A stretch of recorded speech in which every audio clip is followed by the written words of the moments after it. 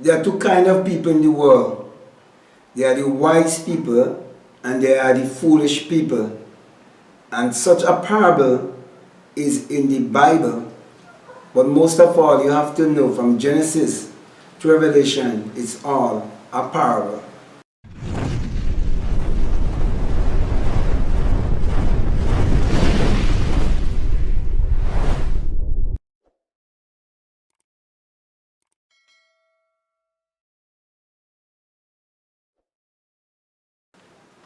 Greetings to all of humanity. It's really a joy, it's a pleasure.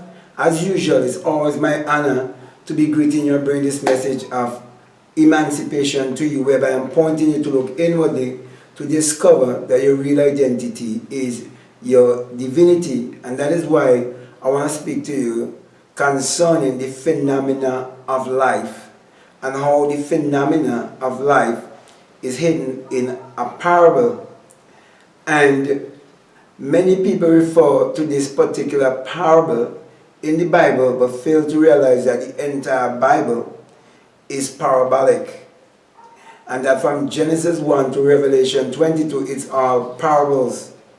And that's why I always teach you that the Bible addresses the human mind and must be interpreted psychologically. For the Bible is not literal, neither is the Bible secular history. And the Bible is written symbolically. For it have no reference to anyone that existed thousands of years ago, to any actual event that took place on earth thousands of years ago. From Genesis 1 to Revelation 22, it's all a great psychological drama. It's all about the human psyche. And that is why I'm going to open the parable of the 10 virgins for you, so that you will understand the phenomena of life. Now, I believe it's in Matthew chapter 25, where it states concerning the 10 virgins, and that 5 were wise and 5 were foolish, teaching you that there are only two kinds of people in the world, psychologically speaking. And there are those who can think for themselves and those who never think for themselves. Those who never think for themselves, they are referred to as the foolish. And those who learn to think for themselves, they are the ones who are referred to as the wise. Now, for you to understand that, I will have to go right back to the time of your birth. Now, each and every one that has been birthed into this world, it all begins or starts from a thought, whereby your mother and your father, they first had a thought before they could have had sex. So every action is stemmed from a thought. And you've been expressed on the face of this earth in a state called amnesia, with a state of forgetfulness. So you actually come into this world, as the Bible states, being born in sin and shaped in iniquity. So that sin is ignorance of self, whereby you do not know who you are, and you're living your life each and every time seeking to know exactly who you are. And so, because you come into this world, can't speak, you can't walk, you come into this world basically say crippled, dumb. So you've been taught how to speak, you've been taught how to walk, and so on. And so your parents start teaching you what was taught to them also. And then they introduce you to school. And the teachers start teaching you what was taught to them also. And while in school, they introduce you to religion also. And then you realize you're living in a world that is filled with politicians teaching you politics also. So you find yourself in a world where it seems like everything is based on competition. And if you never vibrate out of that kind of mentality, you'll never understand this story. And that's why many, even the theologians, never really teach people this story the right way. And that's what I'm going to do right now. Now, it speaks about the kingdom. It speaks about the lamp. It speaks about the oil. It speaks also about virgins. It also speaks about marriage. It speaks of the bride and the groom. So I'm going to take all of that and break it down for you. So, as I said before, that everything is actually mental. Everything is for psychological. Now, when you understand that we all are virgin, you come to understand it is teaching you that no one can have a thought for you. Only you can actually have a thought for yourself. And that's where you are actually a virgin. Can't be touched by no one, but by you. Is the only place that you can preserve if you understand that that is the source of your power. So your thought, your mind, that's a power. It's a woman. And you can keep it pure, or you can allow it to be infiltrated by doctrines or be indoctrinated by the world or the system of the world, which is the systematic way of thinking that the world wants you to conform to. Okay? So you have to learn that part. Then you have to understand that you are the vessel. You are the lamp. And the lamp has a wick. And the wick is where the light projects from. Because it pulls on the oil when it's been lit. You have to understand everything is projected through your eyes. And you have to understand that the oil in the lamp or in the vessel, which is your vessel, your body, that oil is the energy, the power, the fluid. And that fluid, that oil, it is invisible. It's the invisible substance that creates all things, which is actually your imagination. That's the oil that is referred to as the Christ oil, the Christus. That oil is in you in the form of a light, because God is light, and God is your own human imagination, which is the creator in everyone. Therefore, when you understand that that light that is in you represents the power of imagination, then you will let your light so shine before men that they may behold your good works and glorify the God power that they would have seen in you.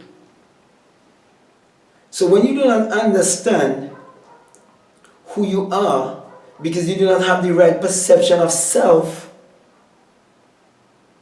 you are empty. You are still a virgin, because at the end of the day, no one can think for you. You have to think for yourself. But they can influence your thinking. And so, when you understand that the Lord, thy maker, is thy husband, you'll also realize that the Lord is the I amness. And when you realize that your I amness is your husband, then you will realize that the marriage that the government system gives to you is a false marriage, is a false union. Then you will also ask yourself now, if the Lord and Maker is your husband, then the preachers and the theologians, they're actually teaching you wrong. It means, if that is so, that all of us on the face of this world, that we are the bride. And there would be a shout, which is an awakening, because the shout is what would awake you to come to the realization of this great union of the bride and the groom. And that is when the oil would be operated, which is saying that is when you will awake from the dream of life to understand the meaning of this parable, of this phenomena of life. So what is happening is that there are those of us who are awakening to self-realization, while others are awakening to religion. So their sleeping, to them, is their awakening. That's why they would testify about what Jesus would have done for them. How they stop drinking, they're no longer alcoholics. Some would say they're no longer homosexual. Some would say all different things that they're no longer. But when you really check it out, what they had was a change of mind, a change of thinking. They rearranged their mind. But they failed to understand the law of mentalism. They fail to realize that it is their own thought that is creating their reality, and that they can create their reality consciously. They fail to realize that everything exists in the human imagination. They fail to realize that the world exists within themselves, and they're beholding an outer projection, and they can change the world to fit the outer environment. They fail to realize that. So they're empty. They're without oil. So they will never get the message or receive the message of, they will never embrace, I should say, the message of self-realization. They will still hold to the understanding of what was taught to them from since they were a little child, and they never grew out of it. And they become spiritual dwarves because we're spirit having a human experience. And so, because they fail, they have to repeat. And they'll keep repeating and keep repeating. Just like when a child goes to school and they don't pass, he can't go to the next stage. The same thing. So this whole thing deals with the phenomena of life. So it's not a literal lamp with oil, as what the preachers want to make you believe. It's all about the phenomena of life. So you can see clearly those who are foolish and those who are wise. You can see those who take their money and say they're paying tithes and offering to God. You can clearly see those who are going to judge you and condemn you because you do not submit to their belief, while you can see that you are willing to show them love and forgiveness because you have a higher level of understanding than them, because you understand that we are all one. You understand that the masculine and feminine is what brings us into our total self, into true oneness of who we are, because it brings us to that invisible union whereby we understand the seen and the unseen, and how everything that has been seen, it comes from the unseen, and how thoughts become things. So my brothers and my sisters, those who are still vibrating in the realm of politics, religion, education, all of these things, they are the ones without oil. And when I say without oil, they are the ones who fail to discover the power, the energy, which is the creative energy that is within them, because they fail to understand that everything is energy, vibration, and frequency.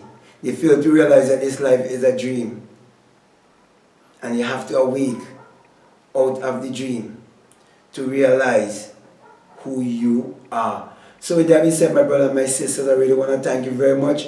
And those of you who are listening to me, and what I'm saying is resonating with you, you're on the path to discovering that you are the wise virgin, the ones who think for themselves. You are the free thinkers, and it is for you. Therefore, I'm encouraging you, if you haven't subscribed already, to subscribe, to like, to comment, and to share this video. But before I leave you, I want to let you know that this message I bring to you, that it is the single eye message of self-realization, of which Matthew 6:22 says that if your eye be single, your whole body will be full of light, and that light will give you the true wisdom of self, the true knowledge of self, to know who you are. And that is why I always say to you, my brother and my sister, do not let anyone deceive you or brainwash you to believe that the symbol of the eye above the pyramid and the US dollar is some evil symbol, some Illuminati symbol. It is the symbol of the all-seeing eye of God in you, which is your imagination. It is also the eye of the seer, the prophets, the eye of the mystic. Those who will rise to a state of consciousness and go beyond the tomb, go beyond the skull. That's what they represent. So my brothers and my sisters, that's the reason why I always put my hand above my crown chakra and give you the symbol of the singular eye. Saying to you that when you have the experience, that you will come to realize that it is the rising of the S-U-N in a S-O-N, and that it is the dawning of a new day in your life. For the sun, as in the S-U-N, parallels the human imagination, and the human imagination parallels the sun. For without the sun, as in the S-U-N, there is no life and there is no light. And without the human imagination, there isn't anything made that was made. And you're told in Psalm 84:11 that the Lord thy God is a son, as in S-U-N, and a shield, and no good thing will he withhold from you. And the Son has never ever withhold any good thing from you. As a matter of fact, the Son overpowers all of humanity. And also without the Son, as in the S-U-N, there could be no S-O-N, because no S-O-N could be born in this world unless there first be S-U-N, because the S-U-N is the giver of our life. Also in Malachi 4:2, you are told that the Son, as in the S-U-N, of righteousness shall arise in you with healing in his wings. That is why I'm bringing healing to all of humanity. I'm pointing each and every one to look inwardly by using their mind power, which is their solar power, their sun power, their creative power, their God power, which is actually the sexual power. Use that power to achieve your every desire and live the life of the wise virgin. So with that being said, I want to say peace, love you all, I'm out.